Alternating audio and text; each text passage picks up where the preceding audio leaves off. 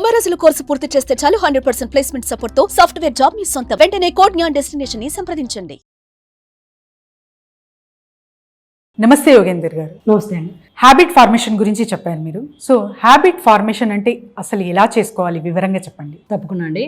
మనకి a habit formation అన్నా అండి అది 3 స్టెప్స్లో ఉంటుంది. ఫస్ట్ వచ్చి క్యూ, రెండోది రొటీన్, మూడోది రివార్డ్. సింపుల్గా చెప్పుకోవాలంటే ఎందుకు చేయాలనిపిస్తుంది ఒక హ్యాబిట్ అనేది క్యూ. ఇది ఒక పని, హ్యాబిట్ తీసేయండి, ఒక పని ఎందుకు చేయాలనిపిస్తుంది అనేది క్యూ అండి. మీకు సింపుల్గా చెప్పుకోవాలంటే క్యూ అనేది టైం బేస్డ్ ఉంటుందండి, ప్లేస్ ఉంటుంది, ప్లేస్ బేస్డ్ ఉంటుంది, మన ఎమోషన్ బేస్డ్ ఉంటుంది. ఎగ్జాంపుల్కి మార్నింగ్ లేచిన వెంటనే కాఫీ తాగాలనిపిస్తుంది. సో అది ఒక క్యూ. మీరు కాఫీ తాగడం అనేది ఒక రొటీన్. కాఫీ తాగిన తర్వాత మీరు ఒక సెన్స్ ఆఫ్ సాటిస్ఫాక్షన్ ఫీల్ అవుతారు. సో మీరు ఒక హ్యాబిట్ అలవాటు చేసుకుందాం అనుకుంటే మీరు ఖచ్చితంగా ఈ ప్యాటర్న్ తెలుసుకోవాలండి. మీకు ఎందుకు చెయ్యాలి అని ఒక ఇంట్రెస్ట్ ఉండాలి, ఆ పని ఏంటి ఆ రొటీన్ తెలియాలి, సేమ్ టైం ఆ పని చేసిన తర్వాత మీకు ఒక లాభం అనిపించాలి. సో ఈ క్యూని మనం అర్థం చేసుకుంటారండి. మీకు ఆల్రెడీ చెప్పాను, టైం బేస్డ్ ఉంటుంది.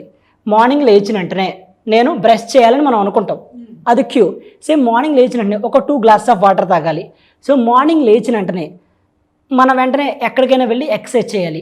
ప్లేస్ బేస్డ్ హ్యాబిట్స్ ఉంటాయండి. ప్లేస్ బేస్డ్ చూసుకుంటే మనకి ఆ ప్లేస్లో ఉండడం వల్లే మనకు ఆ పని చేయాలనిపిస్తుంది. ఇప్పుడు నార్మల్గా మీరు ఇంట్లో కానీ ఎక్కడైనా ఉన్నప్పుడు మీకు ఆ పని చేయాలనిపించదు. ఎగ్జాంపుల్కి మీరు ఒక పార్క్ లాంటి ప్లేస్కి వెళ్ళారనుకో, మీకు అరే కాసేపు వాకింగ్ చేస్తే బాగుంటుంది అని ఒక థాట్ అనిపిస్తుంది, చూసారా, అదే క్యూ. మనం ఇప్పుడు రొటీన్ గురించి అలవాటు చేసుకున్నాం. అంటే మీకు ఒక హ్యాబిట్ చేయాలనిపిస్తుంది, ఏదో రీజన్ చేయాలనిపిస్తుంది. ఇప్పుడు రొటీన్ అర్థం చేసుకోండి. రొటీన్ ఏంటంటే ఆ పని చేయడం కూడా మనం ఎలాగా అర్థం చేసుకోవాలంటే ఆ పని మనం ఎందుకు చెయ్యాలి అన్న థాట్ మీరు ముందుగానే పెట్టుకోవాలి. ఓకే, నేను వాకింగ్ చేద్దాం అనుకుంటున్నాను, ఎందుకు చేద్దాం అనుకుంటున్నాను, నీ హెల్త్ గురించా లేకపోతే ఎవరైనా చెప్పారనా, ఎందుకు అనేది క్లియర్ కట్గా ఉండాలి. అదొకసారి క్లియర్ కట్గా ఉంటే అదొక ఐడియా వచ్చిన తర్వాత ఈ రొటీన్ని మనం ఎప్పుడు కూడా స్మాల్గానే చేయాలండి. ఓకే, చాలా పెద్దగా అంటే నీకు చేయాలనిపించింది, నువ్వు వాకింగ్ చేద్దాం అనుకున్నావు, ఒకేసారి 10 కిలోమీటర్లు తిరగాలని పెట్టుకోకూడదు. సింపుల్గా జస్ట్ 1 కిలోమీటర్ జస్ట్ వాక్ చేయాలి అని పెట్టుకోవాలి. అది సింపుల్గా. నెక్స్ట్ దాన్ని చాలా ఈజీగా చేయగలిగేలా అంటే మీరు 1 కిలోమీటర్ వాక్ చేద్దాం అనుకున్నారు, అది మీ ఇంటి దగ్గర అయినా సరే చేయొచ్చు. ఎక్కడికో వెళ్ళి చెయ్యాలి అన్న థాట్ పెట్టుకోకూడదు. సింపుల్గా చేయగలగాలి, ఈజీగా చేయగలగాలి. నెక్స్ట్ దాని మీద మీకు 100% ఒక ఎంజాయ్మెంట్గా అనిపించాలి ఆ పని చేస్తున్నప్పుడు. ఆ 1 కిలోమీటర్ నడిచినా, పోనీ 1 కిలోమీటర్ కాదు 500 మీటర్స్ మీరు నడిచినా మీకు ఎలా అనిపించాలంటే అరే ఇది భలే ఉంది, నాకు ఇంట్రెస్టింగ్గా అనిపించింది అన్న ఫ్లో ఉండాలి. ఇప్పుడు మీకు అర్థమైంది కదండి. ఆ రొటీన్ని మనం ఎప్పుడైనా సరే చాలా సింపుల్గా, ఈజీగా, ఎంజాయబుల్గా చేసుకోవాలండి.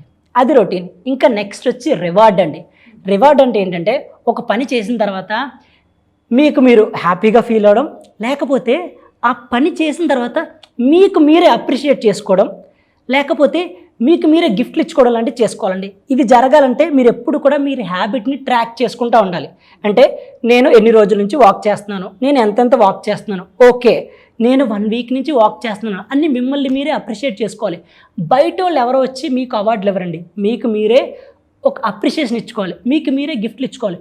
అప్పుడు మీకు ఒక హ్యాబిట్ అనేది ఈజీగా ఫామ్ అవుతుంది. దీనివల్ల ఏంటంటే మీరు అబ్జర్వ్ చేయండి, నార్మల్గా క్యూ, రొటీన్, రివార్డ్కి సింపుల్ ఎగ్జాంపుల్ చెప్పుకుంటే మనం మార్నింగ్ లేచిననే ఫోన్ ఆన్ చేస్తాం, లైన్గా నోటిఫికేషన్ వస్తాయి, అది క్యూ. నోటిఫికేషన్ వచ్చిన వెంటనే అది ఓపెన్ చేసి చెక్ చేస్తాం, అది రొటీన్. అది చూసిన తర్వాత మీకు ఒక సెన్స్ ఆఫ్ సాటిస్ఫాక్షన్ అనిపిస్తుంది, అది రివార్డ్.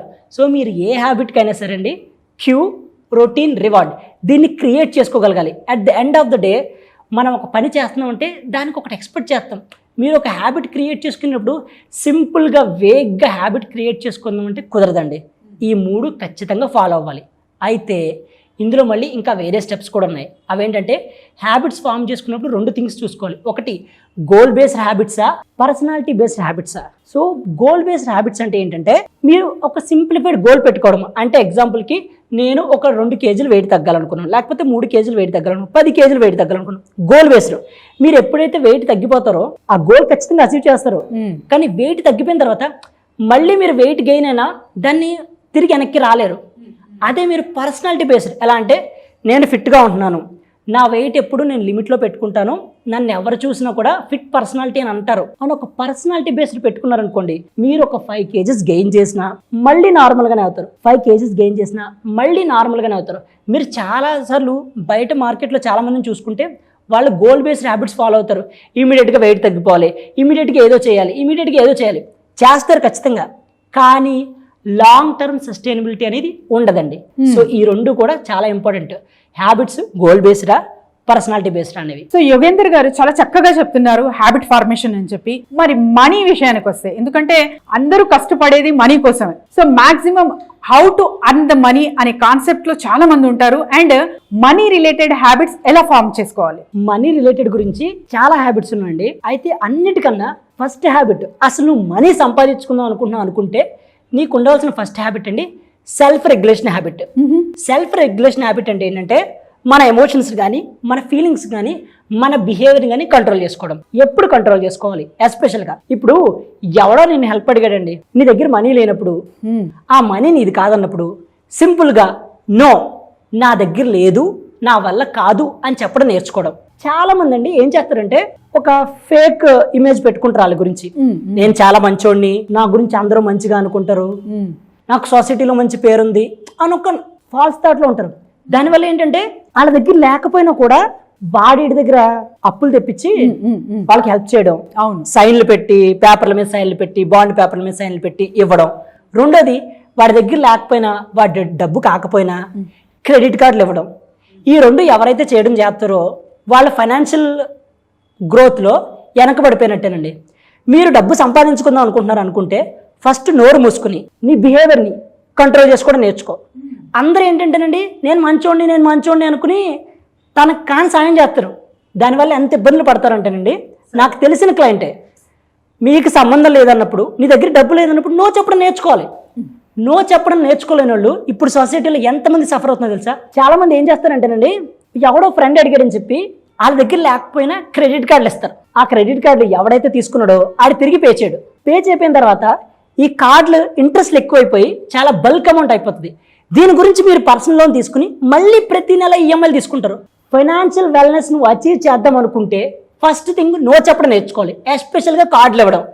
ఈరోజు చాలామంది మార్కెట్లో మంచి డబ్బు సంపాదిస్తున్నారండి, మంచి శాలరీ వస్తుంది, వాళ్ళ ఎక్స్పెన్సెస్ పోని ఎంతో కొంత సేవ్ చేసుకుంటారు. అలా సేవ్ చేసుకున్నందులో 90% మంది వాళ్ళకి సంబంధం లేని వాళ్ళకో ఉన్నోళ్ళకో కార్డులు ఇచ్చి అవి పే చేయకపోవడం వల్ల అప్పులు పాలైపోయి ఉన్నారు. చాలామంది నా క్లయింట్స్ మీరు లైఫ్లో ఎటువంటి ప్రాబ్లం ఫేస్ చేసి అడిగినప్పుడు వాడిని నమ్మి వీడిని నమ్మి కార్డులు ఇచ్చానండి అని ఫస్ట్ చెప్పడం, లేకపోతే వాడిని నమ్మి వాడు ఎవరి దగ్గర అప్పు తీసుకొచ్చి ఇప్పించానండి, మధ్యలో నేను మధ్యవర్తిగా ఉన్నానని చెప్తాడు. ఇవన్నీ రీజన్స్ అండి. సెల్ఫ్ రెగ్యులేషన్ హ్యాబిట్ లేని వాళ్ళే ఇవన్నీ చెప్తారు. సెల్ఫ్ రెగ్యులేషన్ హ్యాబిట్ మీకు ఉంటే, మీ మీద మీ బిహేవియర్ మీద కంట్రోల్ ఉంటే, సింపుల్గా లేదు, నా దగ్గర లేదు అని మీరు చెప్పడం నేర్చుకున్న రోజు మీ ఫైనాన్షియల్ వెల్నెస్, మీరు ఫైనాన్షియల్గా గ్రోత్ అవ్వడం అనేది జరుగుతుందండి. మీరు ఎప్పుడైతే అది చేయలేదో ఆ రోజే మీ పతనం స్టార్ట్ అయినట్టు ఫైనాన్షియల్గా, అందులో డౌట్ లేదండి. అందరికీ చెప్పేది ఒకటే, నో చెప్పడం నేర్చుకోండి.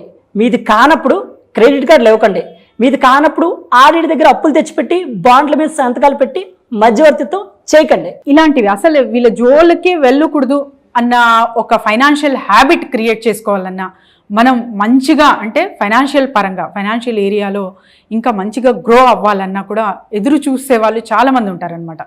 సో ఒక హ్యాబిట్ అనేది చాలా చాలా ఇంపార్టెంట్. ఎందుకంటే అలవాటు ఎప్పుడైతే మనం ఒక ఏదైనా సర్టెన్ థింగ్కి అలవాటు పడుతున్నామంటే అది కంటిన్యూస్ ప్రాసెస్ అనేది ఉంటుంది దానికి. సో అది మంచి పరంగా చేసుకుంటూ వెళ్తే మనకు సక్సెస్ అనేది చూస్తాం, చెడు పరంగా చేసుకుంటూ వెళ్తున్నామంటే డెఫినెట్గా లాస్ ఆర్ సంథింగ్ బాధలు అనేది తప్పవు అనమాట.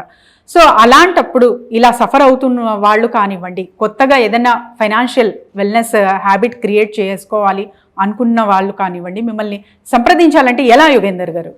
ఫైనాన్షియల్ వెల్నెస్ ప్లానింగ్ కోసం కానీ, హ్యాబిట్ ప్లానింగ్ కోసం కానీ కావాలనుకుంటే ఈ కింద నెంబర్స్ని కాంటాక్ట్ అవ్వచ్చండి. థ్యాంక్ యూ యోగేందర్ గారు. Thank you.